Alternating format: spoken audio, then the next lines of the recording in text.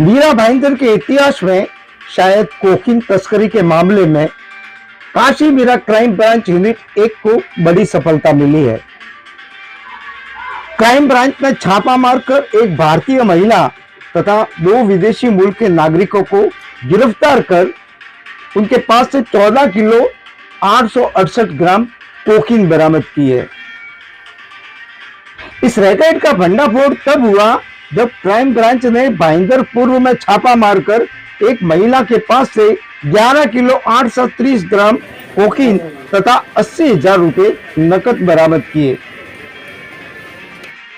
एक महिला के पास से मिली इतनी बड़ी खेप को लेकर अपराध की गंभीरता तथा दायरों को देखते हुए वरिष्ठ पुलिस अधिकारियों ने जांच के आदेश दिए तो मीरा रोड से एक नाइजीरियन नागरिक जो गिरफ्तार महिला को कोकीन सप्लाई करता था, पुलिस ने उस नाइजीरियन नागरिक एंडी उबाबुदी के ओनिनसे को गिरफ्तार कर उसके पास से 2 किलो 604 ग्राम कोकीन बरामद किया। पुलिस ने जांच में पाया कि उसके तार उसकी एक विदेशी महिला से भी जुड़े हैं, तो पुलिस ने कैमरून नागरिक मिस क्रिस्टाबेल एंजेई को गिरफ्तार कर उसके पास से भी 433 ग्राम कोकीन बरामद की।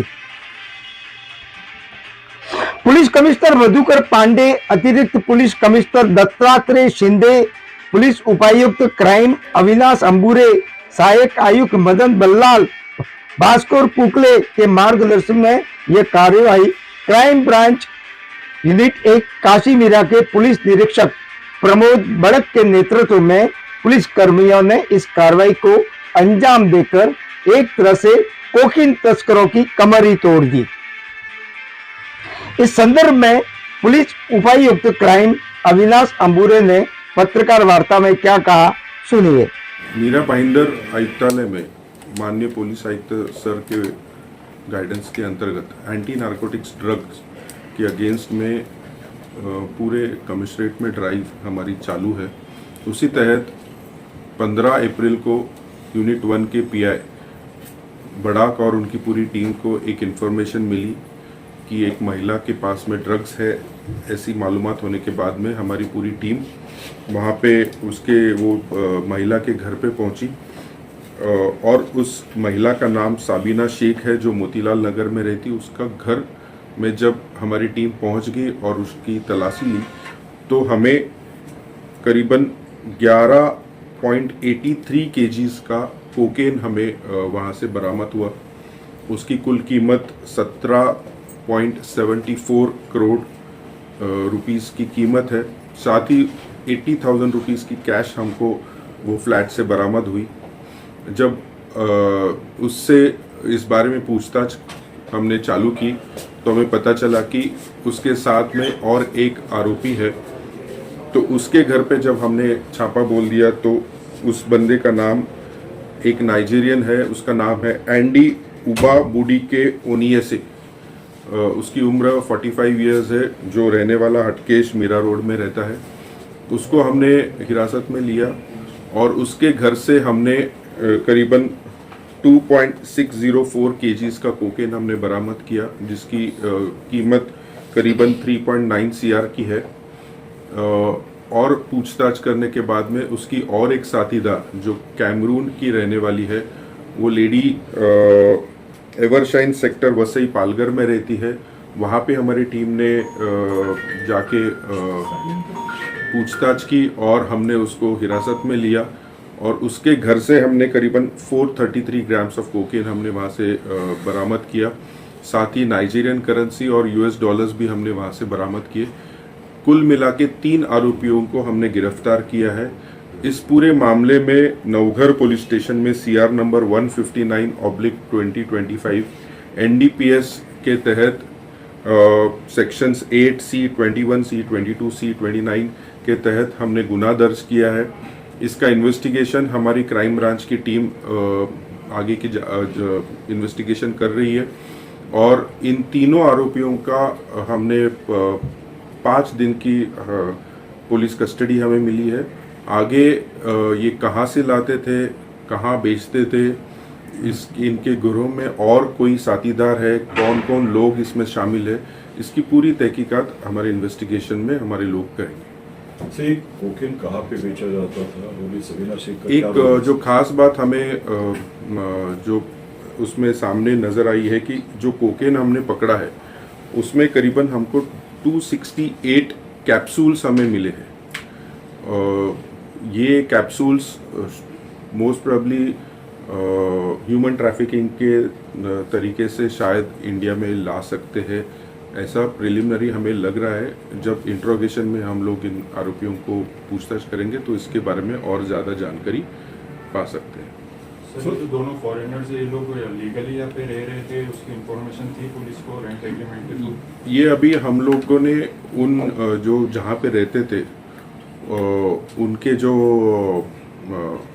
लैंड ओनर्स है, जो फ्लैट ओनर्स है, उनके तहत भी हम लोग BNS के तहत हम लोग कार्रवाई करने वाले हैं। तो लीगली रह रहे थे वो लोग, मतलब अपने पासपोर्ट एक्ट का कुछ इसमें नहीं लगा? नहीं, अभी तक उन्होंने उनके जो फ्लैट ओनर्स थे उन्होंने पुलिस को रहने वालों की वो उनके जो रह रहे थे उसकी इंफॉर्मेशन नहीं दी थी, इसलिए हम लोग BNS 223 के तहत हम लोग वो फ्लैट ओनर्स के अगेंस्ट भी कार्रवाई करने वाले हैं। मीरा भाईंदर वसुलीवार में बहुत सारे नाइजीरियन रहते हैं, उसके बारे में क्या कहिए? क्योंकि वो बहुत सारे नाइजीरियन ड्रग्स में ही जुड़े थे।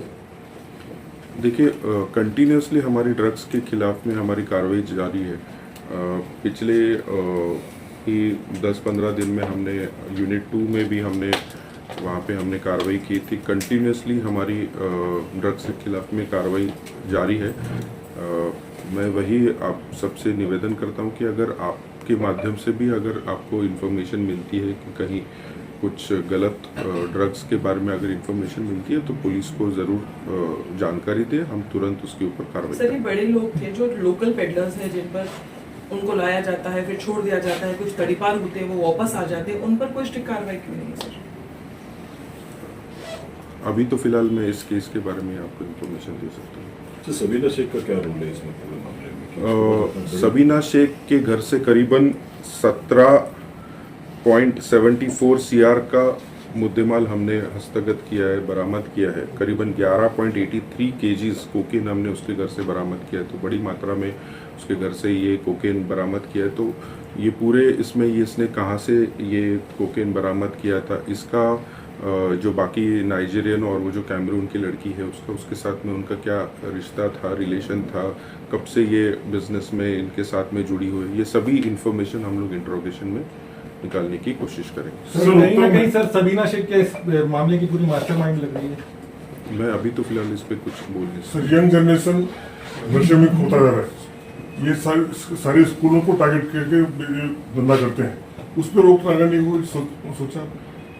ज़रूर हम लोग एंटी नारकोटिक्स ड्राइव के तहत हम लोगों ने बीच में ही ऑनरेबल CP सर के उपस्थिति में एक बड़ा फंक्शन किया था, जिसमें पूरे स्कूल्स और कॉलेजेस के ग्रुप्स को हमने वहाँ पे उनका डांस कंपटीशन रखा था, उनका स्किट कंपटीशन रखा था, उनका 1 एक्ट प्ले भी रखा था, उनके काफ़ी सारे ड्राइंग कंपटीशन रखा था, जिसके और उनका पूरा सब्जेक्ट था रिलेटेड टू ड्रग्स और उसके जो साइड इफ़ेक्ट्स और उसके जो इफ़ेक्ट्स है और उस किस तरीके से जनरेशन को ख़त्म करती है, उसके वही टॉपिक पे हमने पूरे वसई विरार और मीरा भाईंदर को लेके हमने ये कैंपेन चलाया था, जिसमें काफ़ी अच्छा रिस्पांस उनके प्रिंसिपल्स, उनके टीचर्स और उनके स्टूडेंट्स का हुआ था। ऐसे उपक्रम हम लोग हमेशा हर साल ऑनरेबल CP सर के गाइडेंस में हम लोग करते आए हैं और इसके आगे भी करते रहेंगे।